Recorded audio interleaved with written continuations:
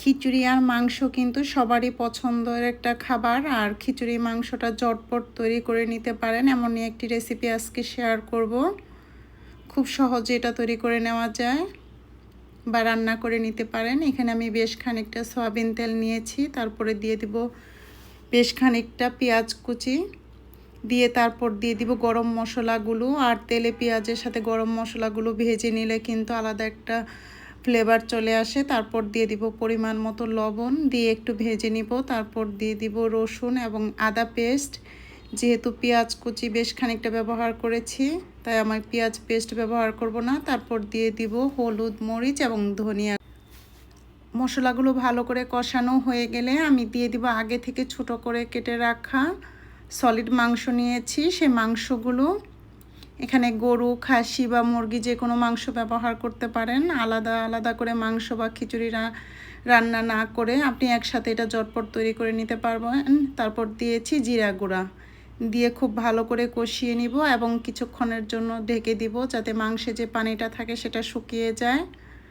তারপর আমি সিদ্ধ হওয়ার জন্য আর একটু গরম পানি ব্যবহার করব। এটা কিন্তু যে কেউ রান্না করে নিতে পারেন, কোনো ঝামেলা ছাড়াই ঝটপটে খিচুড়িটা তৈরি হয়ে যায়, খুব সহজেই তৈরি করে নেওয়া যায়। তারপর মাংসটা যখন পুরোপুরি রান্না হয়ে যাবে, একদম পানিটা শুকিয়ে ফেলতে হবে। পানিটা যখন পুরোপুরি শুকিয়ে যাবে তখন আমি আগে থেকে ভিজিয়ে রেখেছিলাম মুগ ডাল এবং মসুরির ডাল। মুগ ডাল আর মসুরির ডালটা দিয়ে দিব, দিয়ে খুব ভালো করে একসাথে মিশিয়ে নিব। আর এখানে আমি সলিড মাংসগুলি বেশি ব্যবহার করেছি, যেহেতু পোলাওয়ের চালের খিচুড়ি রান্না করছি, সেক্ষেত্রে একটু ঝটপট বা একটু তাড়াতাড়ি হয়ে যাবে, তাই আমি এখানে মাংসের স্লাইসগুলি একটু ছোট করে কেটে নিয়েছি। তারপর আমি চালগুলো দিয়ে খুব ভালো করে এটা ভেজে নিতে হবে। পোলাওয়ের চালটা যত ভালো করে ভাজা হবে ততই খিচুড়িটা ঝরঝরে হয় এবং খেতেও ভালো লাগে। তারপর আমি দিয়ে দিব গরম পানি, পরিমাণ মতো পানিটা দিয়ে নেবেন।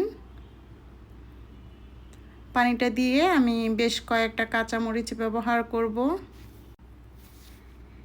কাঁচামরিচ দিয়ে কিছুক্ষণের জন্য ঢেকে রাখবো। পানিটা যখন অর্ধেক শুকিয়ে আসবে তখন আমি ব্যবহার করব হচ্ছে ঘি। একটু পানি থাকা অবস্থায় কিন্তু ঘিটা ব্যবহার করলে পুরো খিচুড়িতে এটা স্মেলটা যায়, আলাদা একটা ফ্লেভার আসে এবং খেতেও ভালো লাগে। তাই একটু পানি থাকা অবস্থায় বা খিচুড়িটা একটু ভেজা থাকা অবস্থায় ঘিটা দিতে হবে। দিয়ে কিছুক্ষণের জন্য ঢেকে রাখবো। আর এটা কিন্তু খুব সহজেই মাংস দিয়ে একটি খিচুড়ি রান্না করে নিতে পারেন অল্প সময়ের মধ্যেই। আর আমার রেসিপিগুলো যদি একটু ভালো লাগে বা সহজভাবে করে থাকি, তাই আপনাদের পছন্দ হয়, তাহলে আমার চ্যানেলটা সাবস্ক্রাইব করবেন এবং পাশে থাকবেন। খুব সহজেই কিন্তু অল্প সময়ে এই মজাদার মাংস দেওয়া খিচুড়িটা রান্না করে নিতে পারেন। খেতে খুবই ভালো লাগে এই ঝরঝরে মাংসে দেওয়া খিচুড়িটি।